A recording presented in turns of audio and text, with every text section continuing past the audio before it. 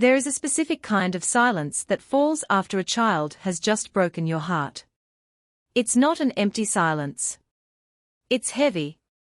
It's full of the ghosts of every sacrifice you ever made, every late night you stayed up, every scraped knee you kissed, every dream you deferred.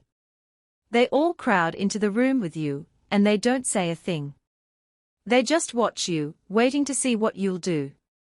For 30 years, I thought a mother's love was a currency that could never be devalued. I believed it was a bond, a sacred trust, something that weathering storms would only make stronger. I learned, on a Tuesday afternoon in May, that for some, it is merely a resource to be tapped, and when it becomes inconvenient, a liability to be managed. The instrument of this revelation was not a dramatic confrontation, or a tearful confession. It was a sterile, blue bubble on the screen of my phone. I was in the kitchen, the scent of lemon polish still hanging in the air from my morning's work. I had just finished triple-checking the payment schedule for the caterer, a task my daughter, Jessica, had assured me was too stressful for her to handle.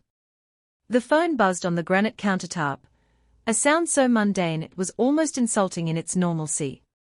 I picked it up, expecting a question about floral arrangements or a confirmation from the string quartet. Instead, I saw her name, and beneath it, a message that hollowed me out from the inside. Don't come to my wedding. Just watch it later. 7 words. 7 words to erase a lifetime.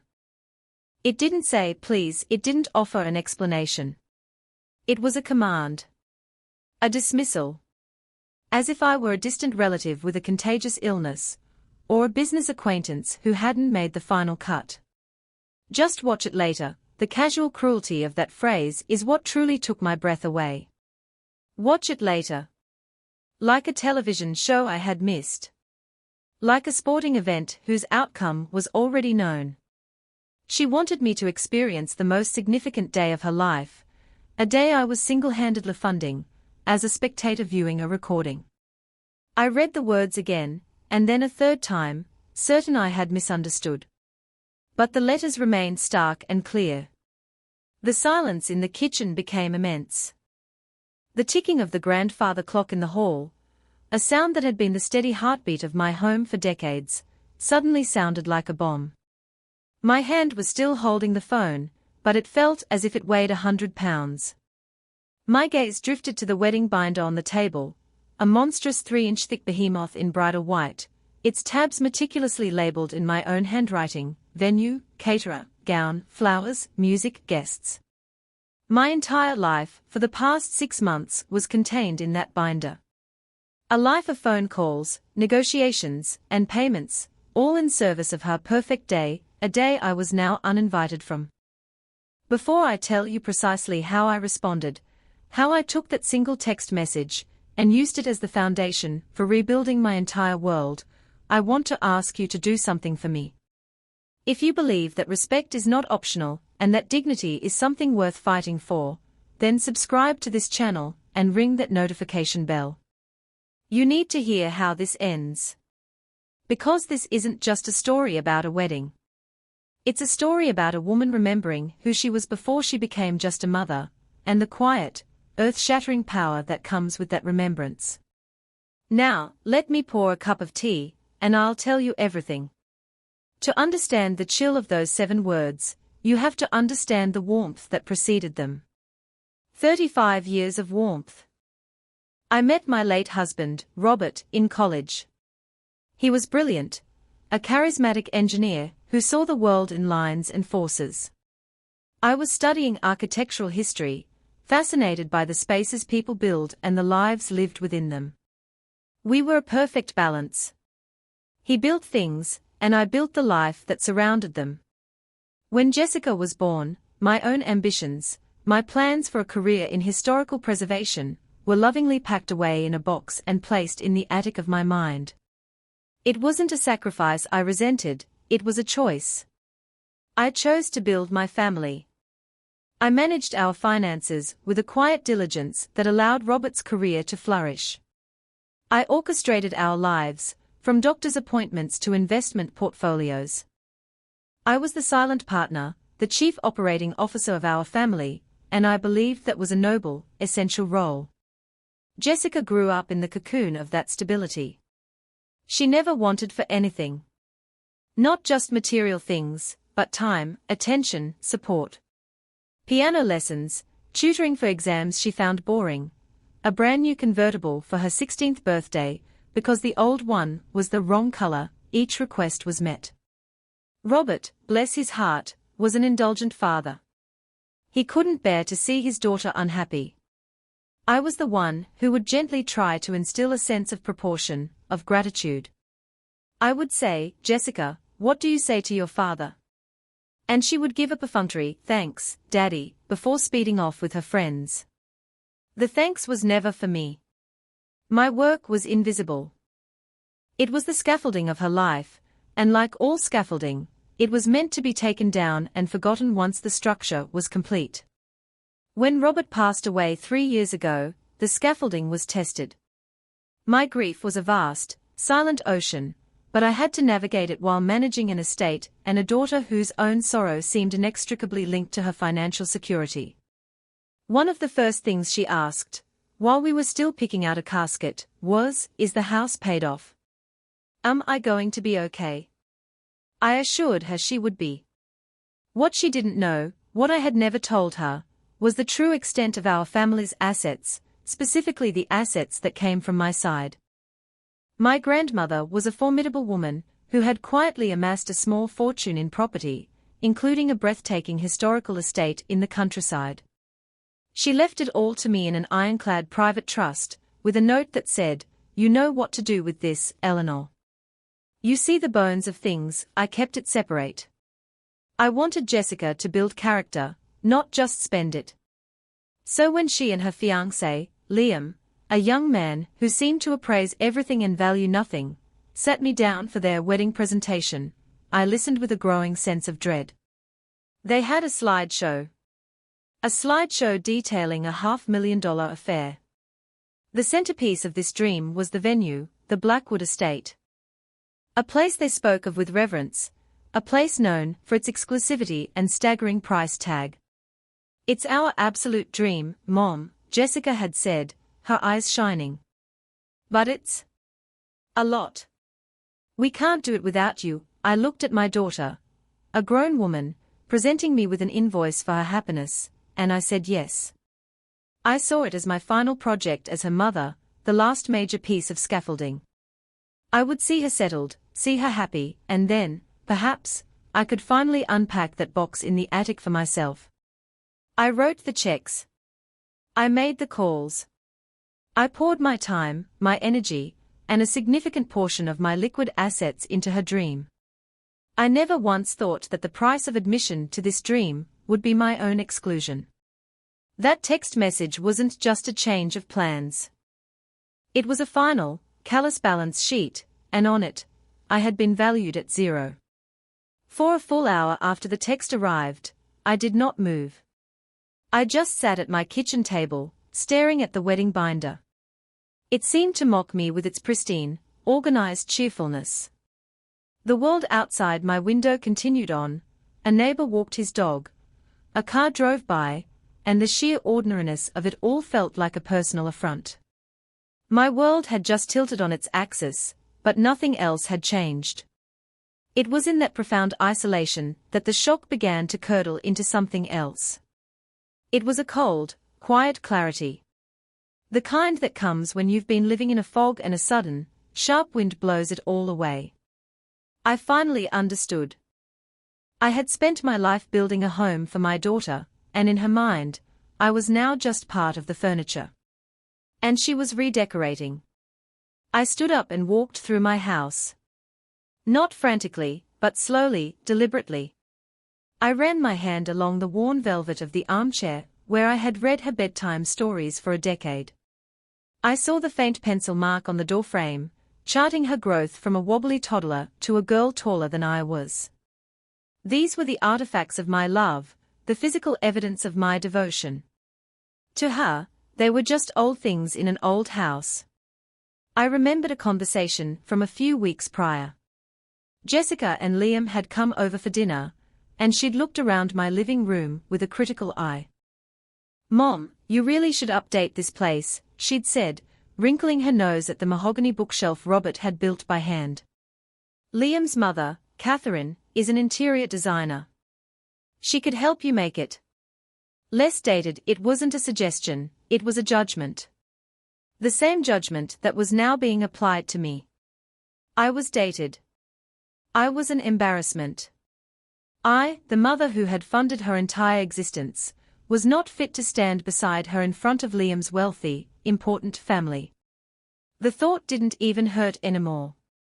It was simply data. It was the final piece of evidence in a long, sad trial. I went back to the kitchen and did something I hadn't done in years. I made tea just for myself. I didn't use the everyday mug. I went to the china cabinet and took out one of my grandmother's cups. It was delicate, hand-painted with forget-me-nots, and felt impossibly light in my hand. As I waited for the water to boil, I made a decision. It wasn't born of anger or a thirst for revenge. It was simpler than that. It was a decision to stop. To stop enabling. To stop funding my own disrespect. To stop setting myself on fire to keep my daughter warm, especially when she was the one holding the match. The kettle whistled, a shrill, piercing sound that cut through the silence. It sounded like a starting gun.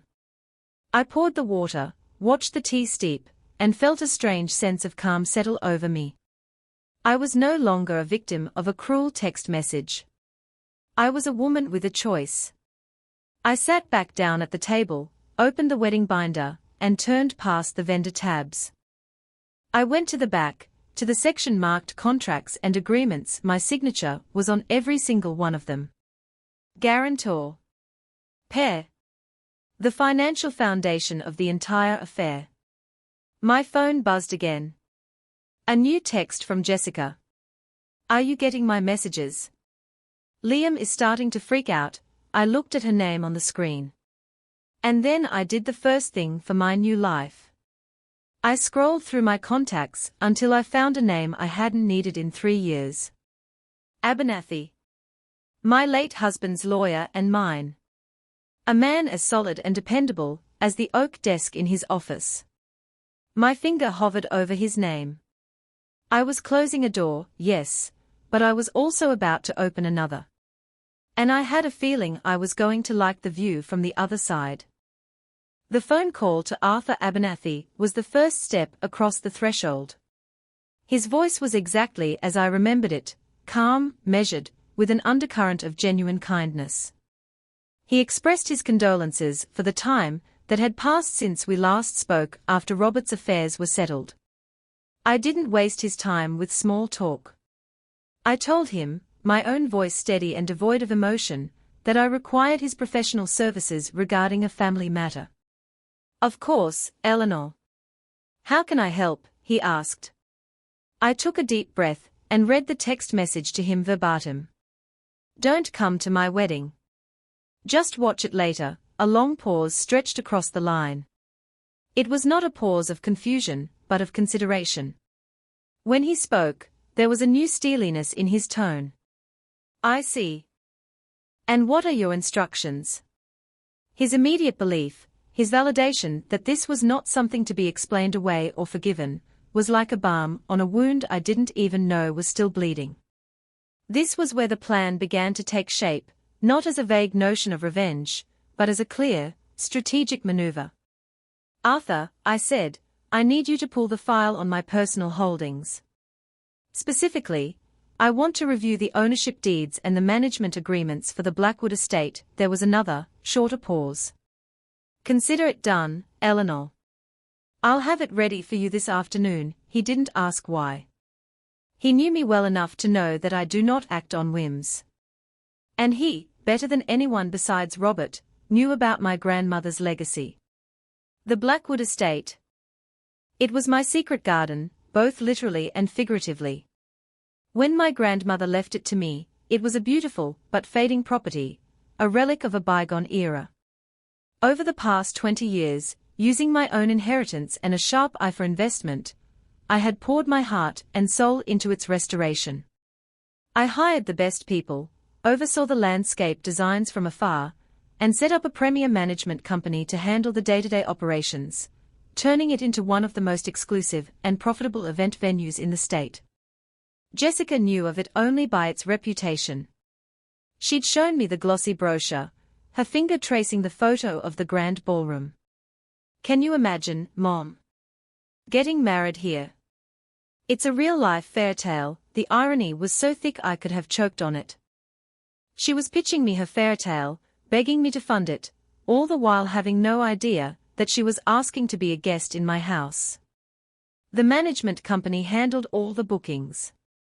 My name was nowhere on the public-facing documents, only on the private deeds and trusts safely tucked away in Arthur's vault. That afternoon, sitting in his office, the heavy scent of old books and leather filling the air, I felt a sense of power I hadn't felt in years. It wasn't the borrowed power of being Robert's wife, or the functional power of being Jessica's mother. It was my own. Arthur laid the documents on his polished desk. The original deed, with its elegant, looping script, and the modern, corporate filings of the trust. My name was there, clear as day, Eleanor Vance, sole proprietor.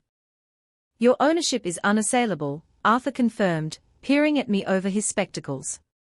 "The management agreement gives you broad discretion, including the right to reserve the property for personal use, or to cancel bookings under certain extreme circumstances. A breach of the fundamental familial goodwill that facilitated the booking could certainly be argued, as such." He leaned back in his chair. "So, Eleanor, the question remains. What do you want to do?" I looked at the papers, at my name, at the legacy my grandmother had entrusted to me. I thought of my daughter's casual cruelty, her fiancé's snobbery, his mother's thinly veiled contempt. I thought of them standing in my gardens, on my property, celebrating a union from which I was banished. My answer was quiet, but my resolve was absolute. "First, Arthur, I want a copy of the event contract they signed with the venue. I want to see every clause. And then," I said, meeting his gaze, "I want you to draft a notice of contract termination." Effective immediately, the game was not just changing. The entire board was about to be flipped over. And I was the one doing the flipping. The days that followed were a masterclass in quiet, systematic dismantling. I felt like a surgeon, excising a malignancy with cold, precise cuts. There was no rage, no shouting. Just a series of calm, deliberate actions that would unravel Jessica's perfect day, thread by thread. Arthur procured the contracts with an efficiency that was truly impressive. As I suspected, my signature was the bedrock of every single one. I was the financial guarantor. Without me, the entire edifice would collapse. The first call was to Chloe, the wedding planner. She was a whirlwind of energy and false cheerfulness. A professional Jessica had hired for her vision. Chloe answered on the second ring, her voice a Singh-Sanjeev, Jessica's wedding headquarters. "Chloe, this is Eleanor Vance," I said, my tone polite but firm. "I'm calling to inform you that as of this moment, I am withdrawing all future funding for the wedding of Jessica Vance and Liam Stanton. Please direct any and all outstanding and future invoices directly to them. I will email you their contact information and a formal letter to this effect from my attorney." There was a stunned silence on the other end of the line. "Mrs. Vance. I don't understand. The final venue payment is due next week. The caterer needs the final headcount payment. That is no longer my concern," I said, the words feeling both foreign and liberating. "My financial involvement has concluded." I ended the call before she could launch into the mediation tactics she was no doubt trained for. One thread cut. The next target was the gown. A monstrosity of lace and silk that cost more than my first car. I had paid the 50% deposit. I called the exclusive boutique. "Good afternoon," I said to the snooty receptionist. "I am calling regarding the order for Jessica Vance." My name is Eleanor Vance. I made the deposit. I just want to confirm that you have Ms. Vance's contact information for the final payment and for scheduling the pickup of the gown, of course, the woman said, a hint of confusion in her voice. But the final payment is due on Friday, I'm aware, I said. And she will be handling it. Thank you. Click. Another thread cut. Then came the emails. A single, concise message, drafted by Arthur and sent from my account, went out to the florist, the photographer, the band, and the custom invitation printer. It stated, simply and legally, that the financial guarantor for the event, Eleanor Vance, had withdrawn her backing and that all further financial responsibility rested with the contracting parties, Jessica and Liam. With each email sent, I felt a layer of obligation slough off me. These weren't just financial transactions. They were chains. Each one was a link in a long chain of expectation and entitlement that had bound me for years. Now, I was breaking them, one by one. I sat in my quiet living room, sipping my grandmother's tea from her delicate cup, and I imagined the ripple effect. The phone call Chloe was now making to Jessica. The emails landing in the inboxes of vendors who, without the guarantee of my money, would suddenly become far less accommodating. I felt a grim satisfaction. It wasn't joy. It was the quiet, profound relief of justice. Of consequences finally arriving at the correct address. My phone, which had been silent, began to buzz. A text from Jessica. Chloe just called. What did you say to her? Call me. I watched the screen, the blue bubble of my own last message to her sitting there unanswered. I took another sip of tea. The phone buzzed again. This time it was a call. Her face, a smiling photo from a vacation I had paid for, filled the screen. I pressed the silence button on the side of the phone and let it ring until it went to voicemail. I was no longer at her beck and call. The office was officially, permanently, closed. The predictable deluge began as a trickle and quickly became a flood. My phone became a vessel for their escalating panic, a real-time chronicle of their world coming undone. The first voicemail from Jessica was laced with bewildered frustration. Mom, what is going on? The wedding planner said you're not paying for anything anymore. That's ridiculous. This has to be some kind of misunderstanding. Call me back so we can fix this. The assumption, of course, was that I had made a mistake. That I was a confused old woman who had gotten her wires crossed. The idea that my actions were intentional was, at that point, completely beyond her comprehension. Then the texts started. They were rapid fire, a stream of consciousness typed out by frantic fingers. The florist just sent me a bill for $10,000. They said you cancelled the payment. MOM. You need to call them and fix this. It's so embarrassing. An hour later, Liam is on the phone with the band. They are going to cancel on us if we don't pay the balance by tomorrow. What are you doing? The tone began to shift. The confusion was morphing into accusatory anger. Liam decided to weigh in, a tactical error on his part. A text from his number appeared. Eleanor, I don't know what game you're playing, but Jessica is hysterical. You are contractually obligated to cover these expenses. I suggest you think about what you're doing. Using my first name was a deliberate attempt to put me in my place, to remove the familial hierarchy. It was a power play from a man who had just lost all his power and didn't even know it yet. I read his text and almost smiled. I forwarded it to Arthur with a simple note, for the file. Then came the pleading. Jessica called again, and this time I let it go to voicemail so I could have a record of it. Her voice was thick with unshed tears. Mom, please. Just talk to me. If I did something to upset you, I'm sorry. Okay. I'm sorry. We can talk it through. But please don't ruin my wedding. This is my dream. You always wanted me to have my dream. I listened to that message, my heart a cold, hard stone in my chest. Her dream. A dream from which she had evicted me. A dream she felt entitled to, regardless of the cost to me, both financial and emotional.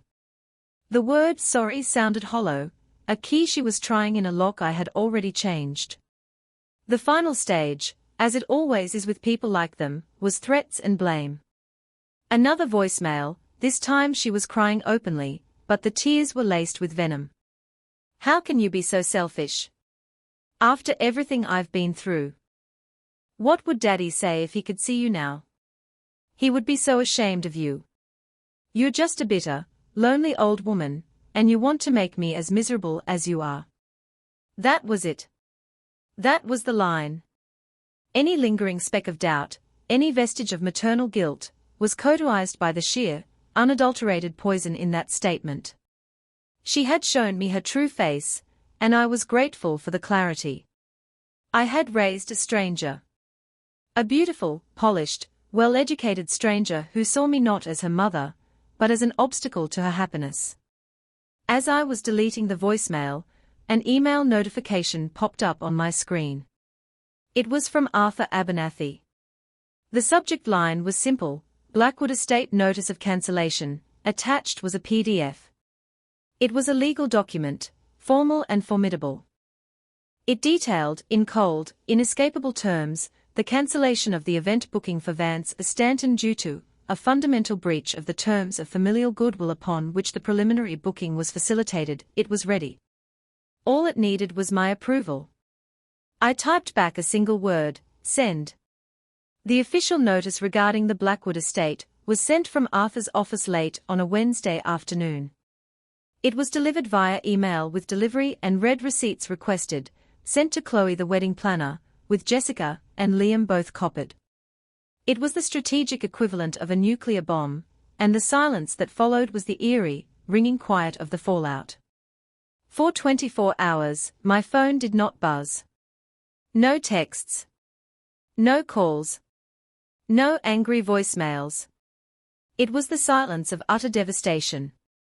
I could picture them staring at the email, reading the legalese, the words owner's discretion, and contract termination swimming before their eyes. I imagined their frantic calls to the venue's public number, only to be met with a polite, but firm confirmation from the management company that, yes, the event had been cancelled by the owner and no, the owner's identity was not public information. They were trapped. They had been so certain of their position, so confident in my pliability, that they had no contingency plan. They had built their entire palace on my foundation, and I had just turned that foundation to dust. I used that quiet day to take the first concrete step toward my new life.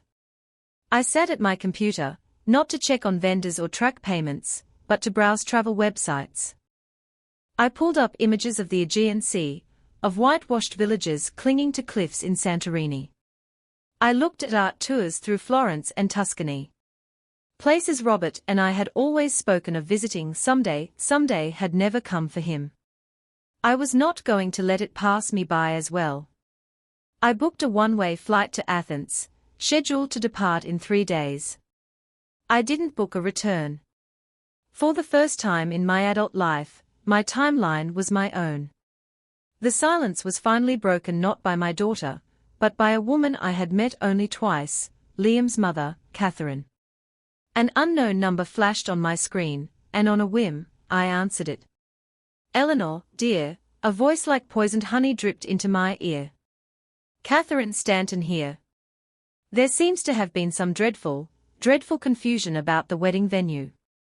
Jessica is simply beside herself, and Liam is so distressed.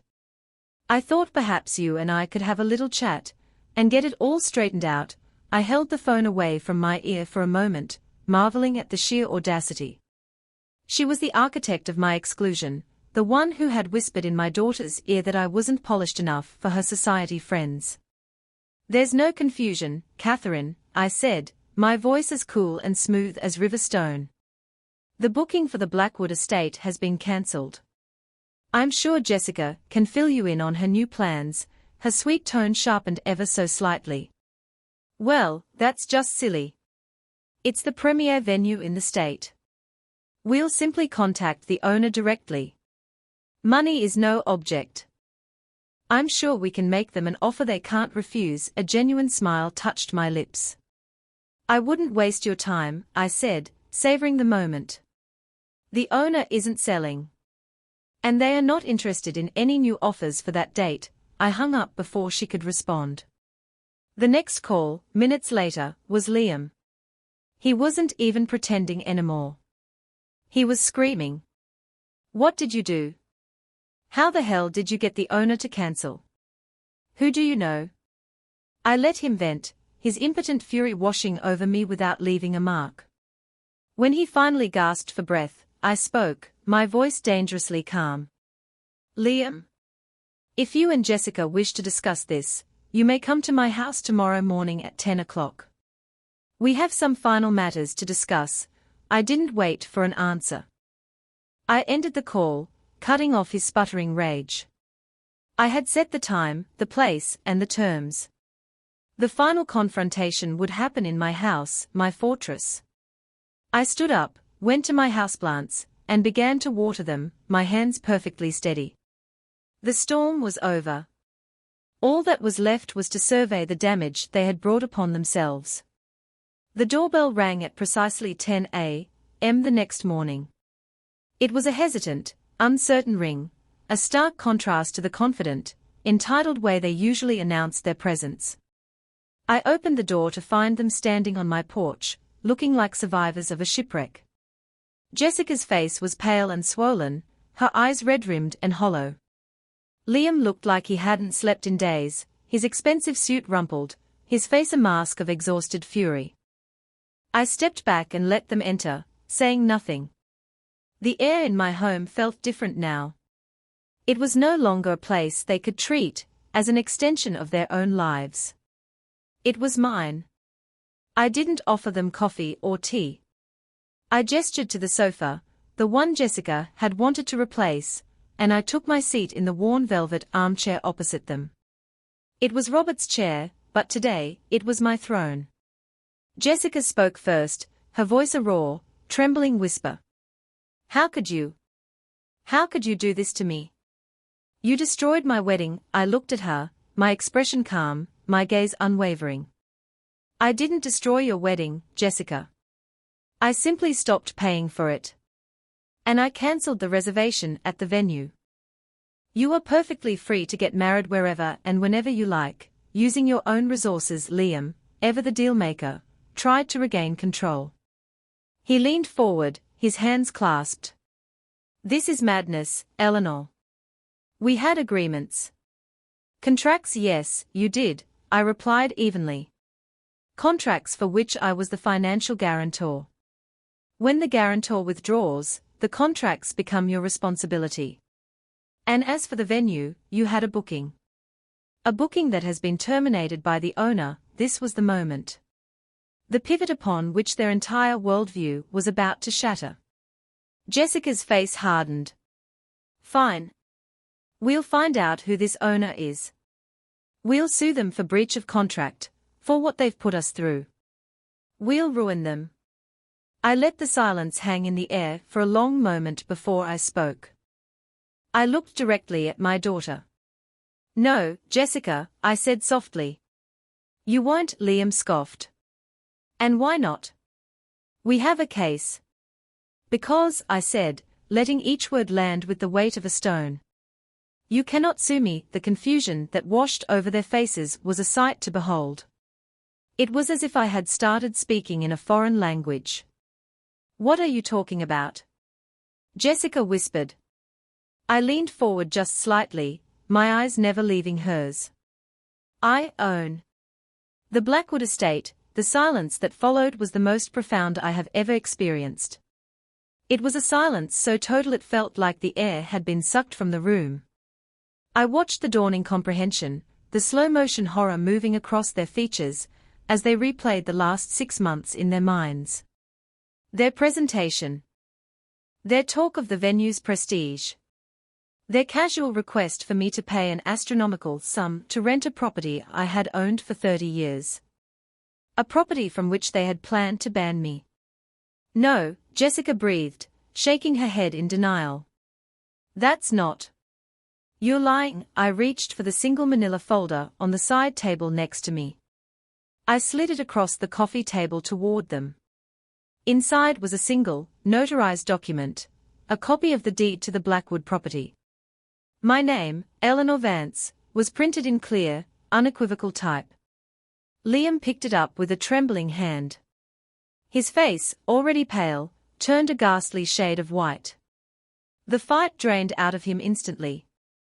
He was a numbers guy, a man of assets and liabilities, and he knew, in that single moment, that they were utterly, completely bankrupt. Jessica just stared at me, her mouth slightly agape. And then the tears started again, but these were different tears. They were not tears of anger or self-pity. They were the terrified tears of a child who has finally understood the magnitude of her transgression. "Mommy," she sobbed, the name a desperate regression to a time when I could fix anything for her. "Mommy, I'm so sorry. I didn't mean it.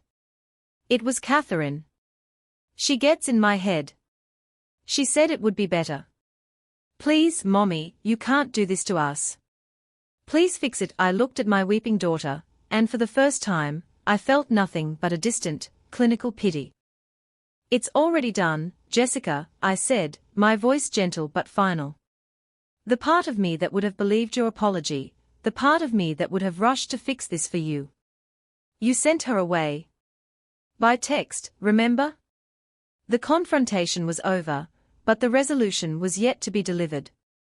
Liam sat slumped on the sofa, the deed resting on his knee like a death sentence. He was smart enough to understand the totality of his defeat. There were no loopholes, no angles to play. He had bet everything on my perceived weakness, and he had lost.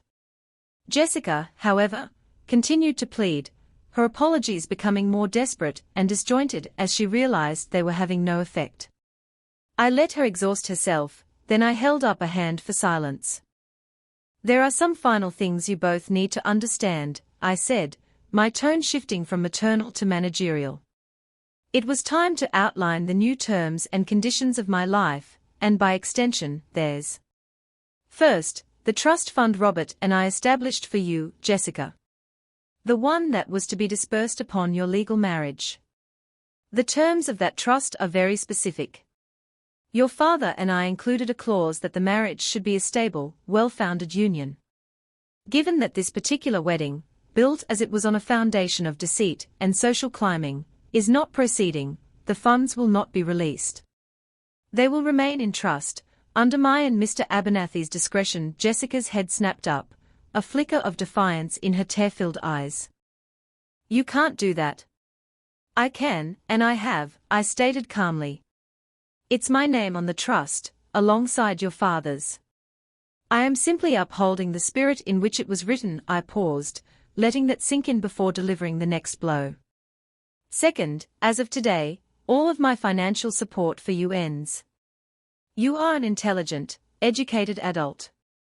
Liam has a career. You will now have the opportunity to build a life together based on your own merits and your own income. I consider this the greatest gift I can still give you, the gift of self-reliance." The word gift hung in the air, thick with irony. This was the one gift she had never wanted. "Finally," I said, my voice softening slightly, "my own estate. For the past few days, I have been working with Arthur to restructure my will. My home, my portfolio, and yes, the Blackwood estate, will all be placed into a new charitable foundation upon my death. It will be dedicated to the preservation of historic architecture and the funding of arts education. You will be well provided for with the original trust, but you will not be inheriting my assets." This was the guillotine. It wasn't just about the loss of a lavish wedding. It was the loss of a future they had taken for granted. A future of inherited wealth, of easy living, of coasting on my life's work. Liam looked physically ill. Jessica just stared into the middle distance, her face a blank canvas of shock. My work was done. I stood up, the motion signaling the end of the meeting, the end of an era. I believe our business is concluded, I said. I wish you both a life, the one you are capable of making for yourselves. As they sat there, stunned and silent, I turned and walked into the hallway where my single, neatly packed suitcase was waiting. And now, if you'll excuse me, I said, not looking back. I have a plane to catch. I walked past them, through the living room filled with ghosts of the life I once had, and I opened my own front door. The sunlight that streamed in felt like a benediction. Without a backward glance, I walked out, leaving them sitting in the quiet wreckage they had created. A taxi was waiting at the curb.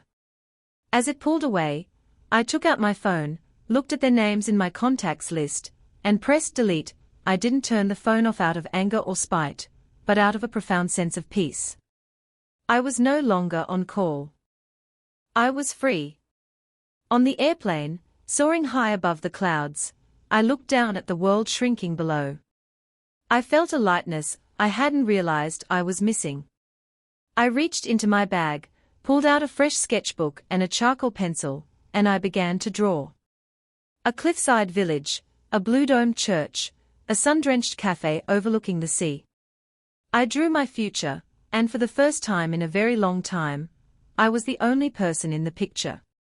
I am writing this from that very cafe I sketched on the plane.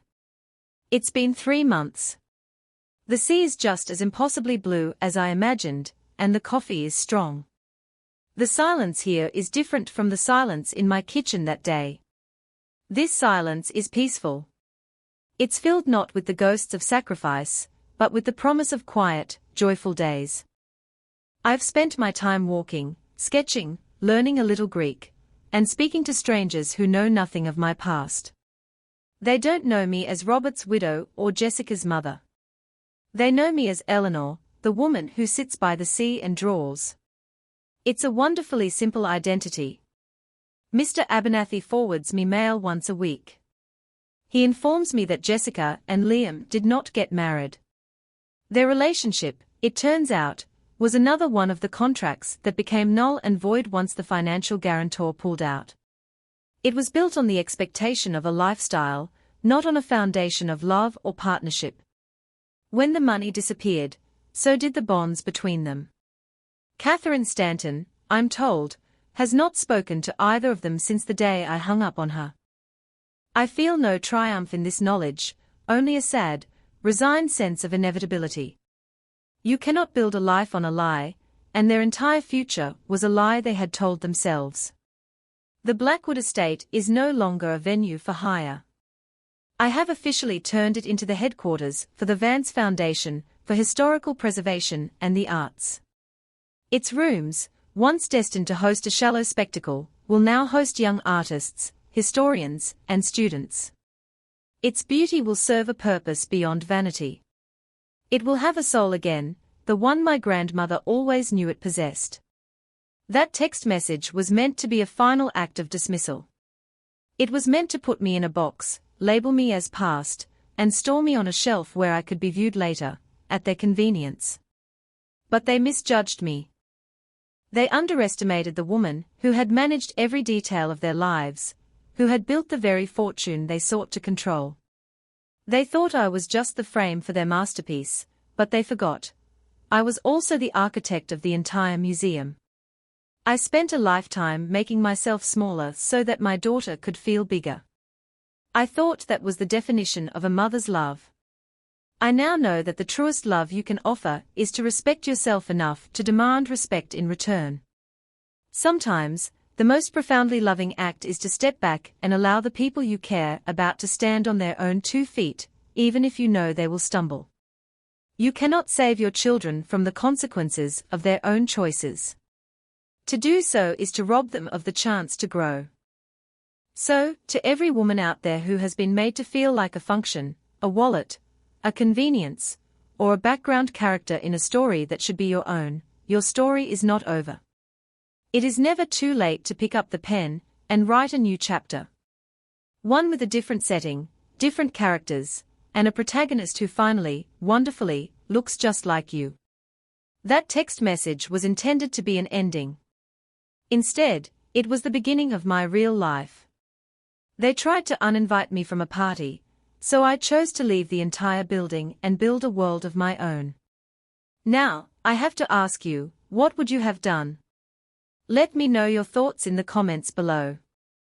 And if this story spoke to you, if you believe in the quiet power of reclaiming your own narrative, please like this video and subscribe.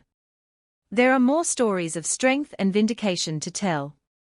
And remember, you are always, always worth more than they lead you to believe.